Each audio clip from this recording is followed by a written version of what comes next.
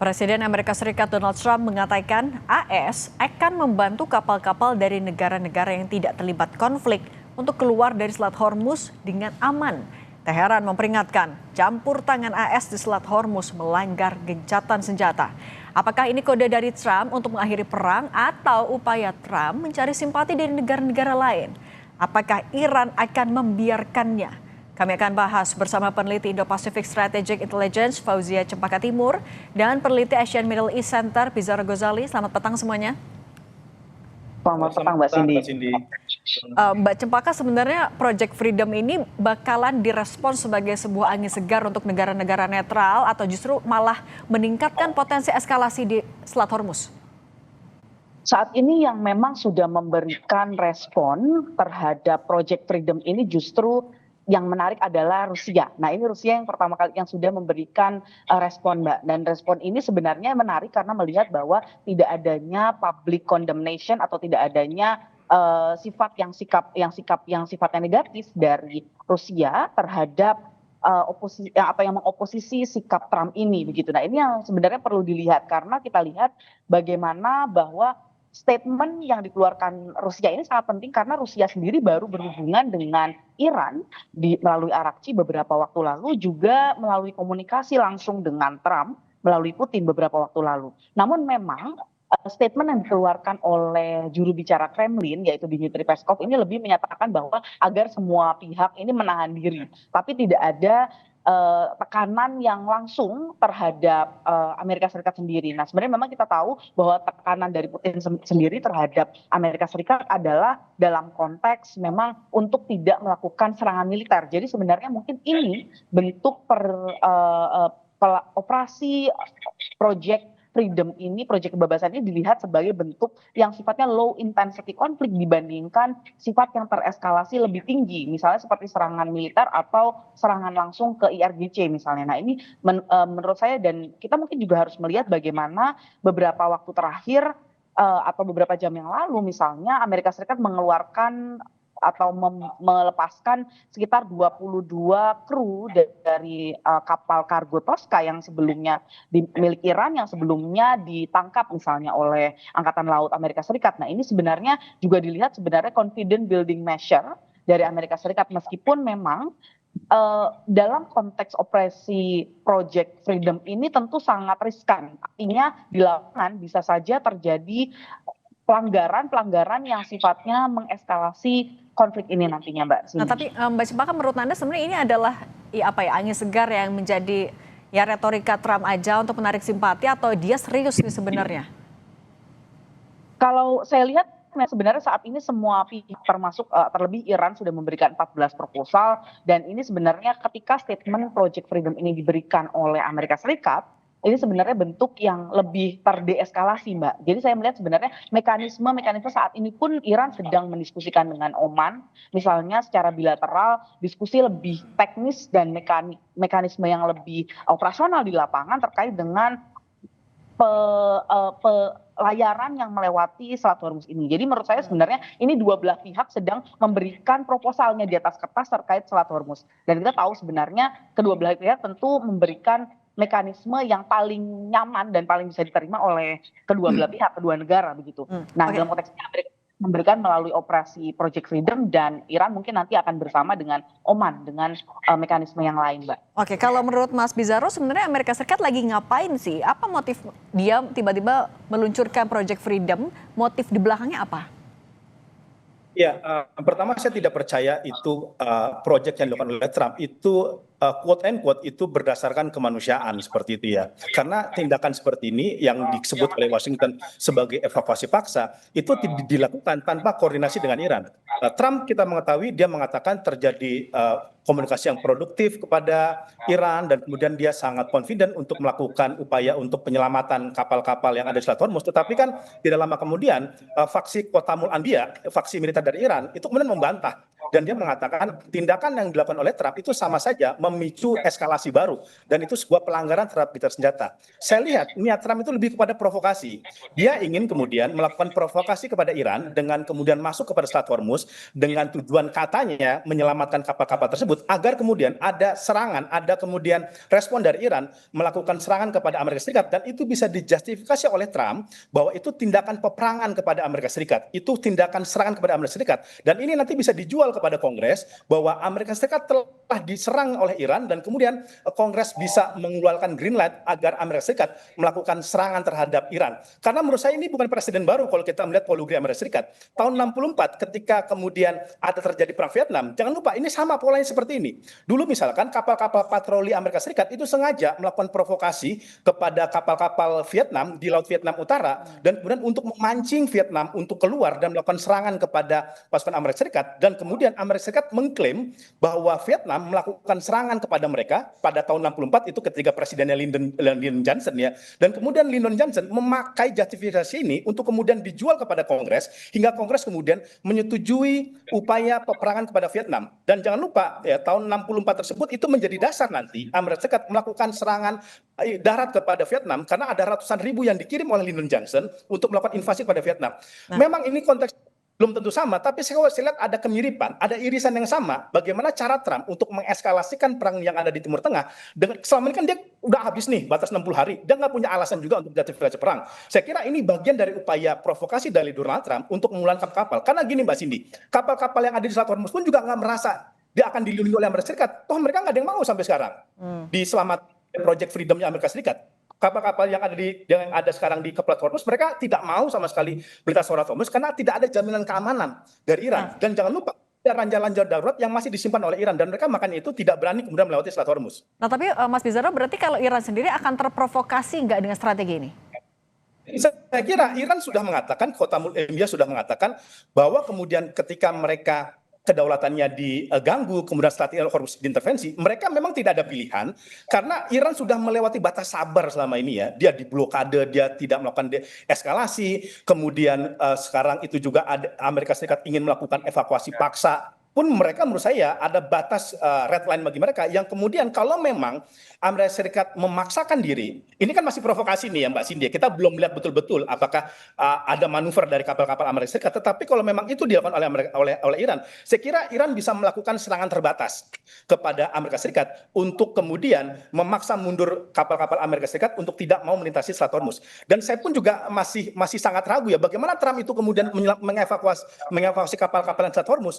Pertama, bagaimana dia melintasi ranjau darat? Oke, dia sudah bisa memetakan ada beberapa laut yang tidak terkena ranjau darat. Tetapi jangan lupa, kan sekarang Iran tuh punya armada nyamuk, punya 1.000 kapal yang siap melakukan serangan dan melemparkan ranjau-ranjau darurat baru untuk mencegah kapal-kapal untuk keluar gitu. Jadi walaupun sekarang misalkan Amerika Serikat sudah tahu peta ini mana peta ranjau laut yang ditanam Iran, Iran bisa menambah ranjau-ranjau laut itu. Dia bisa menebar lagi, menebar paku lah kalau kayak di jalan itu ya, menebar paku untuk kemudian menghambat upaya evakuasi yang ada dari kapal-kapal yang di sana. Kemudian jangan lupa kapal tanker ini kan, itu kan lajunya sama kayak sepeda. Itu kan tidak cepat dia lajunya itu. Lajunya kan sangat terbatas.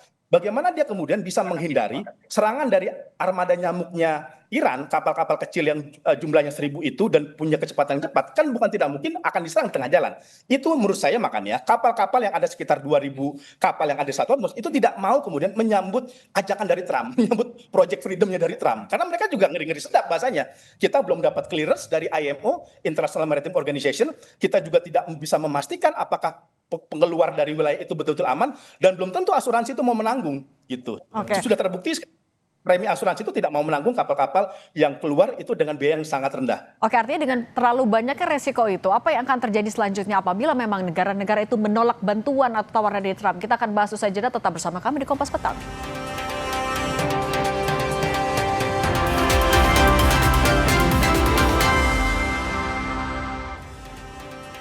Kita lanjutkan lagi dialognya, Mbak Cempaka, di tengah gencatan senjata ini, tapi kan tetap ada resiko yang mengikuti apabila ada negara-negara yang mau menerima tawaran dari Trump. Apa resiko, tapi kalau negara-negara itu menolak tawaran Trump ini?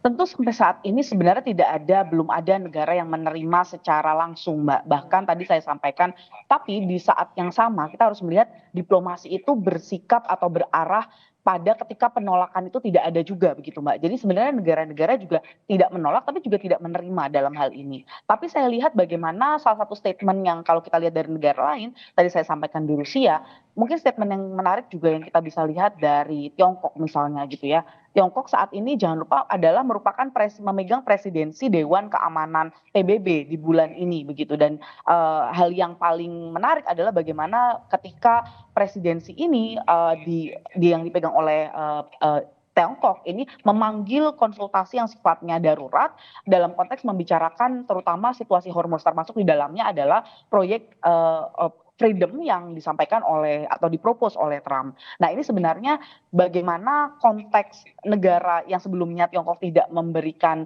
statement yang secara langsung begitu meskipun tentu saja lebih mendukung Iran secara back channel maupun secara sikap lainnya begitu dalam konteks diplomasi di multilateral, tetapi dalam konteks ini memang Tiongkok sendiri menjadikan hal ini penelitian begitu Mbak dan bahkan dibahas pada rapat darurat di PBB begitu. Jadi sebenarnya ini juga sebenarnya kita melihat belum ada penolakan dari negara-negara, tapi juga di sisi lain tentu saja ini juga mengatur ritme agar pintu negosiasi ini masih terbuka antara Iran dan Amerika Serikat karena Tapi memang tentu saja peperangan ini akan merugikan peperangan yang semakin panjang akan merugikan banyak pihak. nah, Mbak Cempaka, tapi artinya kalau misalnya ya belum ada yang betul-betul merespons, apakah artinya Project Freedom ini kayaknya gagal deh?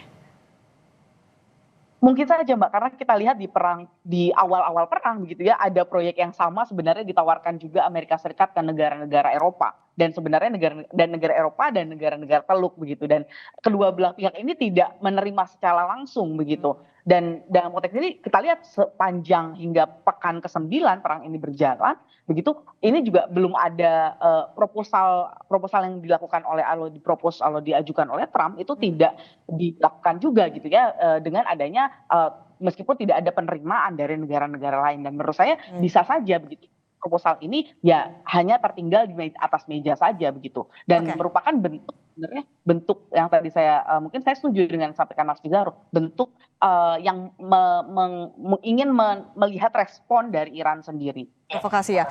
Kalau Mas Pizarro menurut Anda ini kan di tengah tekanan harga BBM naik, tekanan ekonomi. Kalau misalnya ada negara-negara yang tergoda dengan tawaran Trump untuk dikawal lewat Selat Hormuz, selain resiko keamanan, apalagi yang mungkin terjadi? Terganggukah diplomasi juga antara negara-negara tersebut dengan Iran?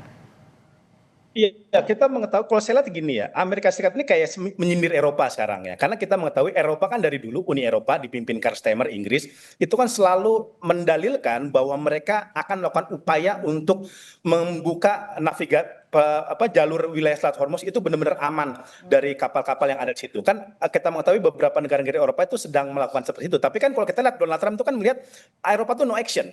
Tidak ada tindakan yang real dilakukan dia untuk kemudian menyelamatkan kapal-kapal yang ada di Selat Hormuz yang sedang stranded sekarang untuk benar-benar keluar. Eropa sangat wajar alasannya. Pertama, dia tidak ingin menambah eskalasi terbaru dengan Iran. Kemudian ranjau-ranjau laut pun juga tidak bisa kita tidak bisa petakan di mana-mana saja tersebar.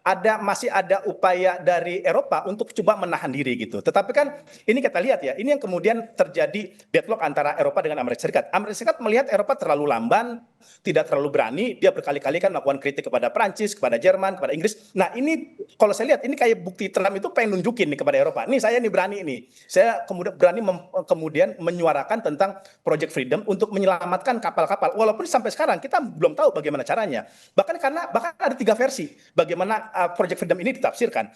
Tafsir yang pertama ialah ada evakuasi paksa, artinya tentara militer lautnya Amerika Serikat menjemput bola kapal-kapal Selat Hormuz. Yang kedua ialah memberikan clearance terhadap ranjau-ranjau laut yang sudah ada. Jadi ranjau-ranjau laut yang sudah ada itu dibersihkan oleh Amerika Serikat dan kemudian pengawal kapal militer Amerika Serikat mengawal kapal-kapal dari Selat Hormuz untuk keluar.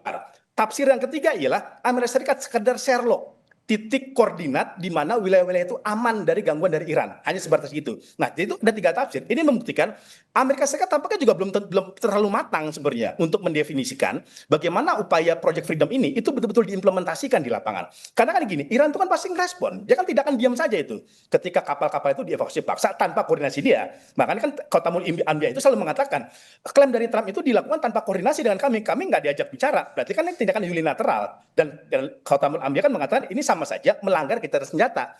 Karena Amerika Serikat bertindak sendiri seperti itu. Pasti Iran itu akan melakukan serangan terbatas ya untuk merespon tindakan yang dilakukan oleh Amerika Serikat ya. Kan itu sudah disiapkan kan, misalkan kapal-kapal patroli dari Iran, armada nyamuk dari Iran, kemudian statement Mujtaba Khomeini, statement kepala keamanan Iran yang mengatakan bahwa jika Trump bertindak terlalu jauh, maka kami bisa melakukan eskalasi kembali kepada Washington gitu. Jadi saya lihat ini memang upaya dari Trump untuk coba kira-kira itu test the water lah bagaimana respon dari Iran terkait Project Freedom dari Amerika Serikat. Tapi kalau menurut Anda artinya ini Project Freedom ini bakal layu sebelum berkembang kah?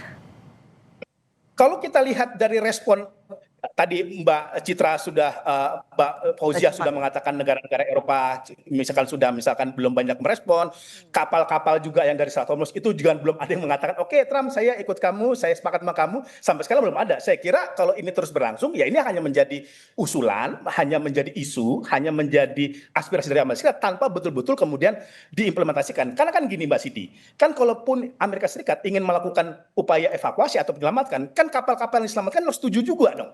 Ya kan, nah mereka sendiri itu belum setuju karena dari pemerintahnya ini kan rata-rata kapal Eropa nih, Mars ya, Mediterranean Shipping Company itu kan basisnya itu di Jenewa. Mereka sendiri dari dulu kemarin kan sempat dibuka Iran, itu aja mereka nggak berani melintas. Walaupun udah dapat green light dari Iran loh, karena mereka mengatakan preminya juga nggak mau menanggung, asuransinya, kemudian mereka juga belum dapat clearance nih dari International Maritime Organization bahwa ranjau laut itu memang betul-betul sudah bersih dari wilayah Iran gitu. Apalagi kemudian sekarang Trump dengan langkah yang sepihak ingin melakukan evakuasi, pasti kan Iran menurut saya juga bisa nambah tuh ranjau-ranjau laut untuk kemudian ditanam di sana. Oke, artinya dengan minimnya respons dari negara-negara yang ingin dilibatkan, kalau menurut Anda Mbak Cempaka singkat saja, apa yang mungkin akan terjadi dalam waktu dekat? Strategi apa lagi yang bakal dicari oleh Amerika Serikat? Singkat saja.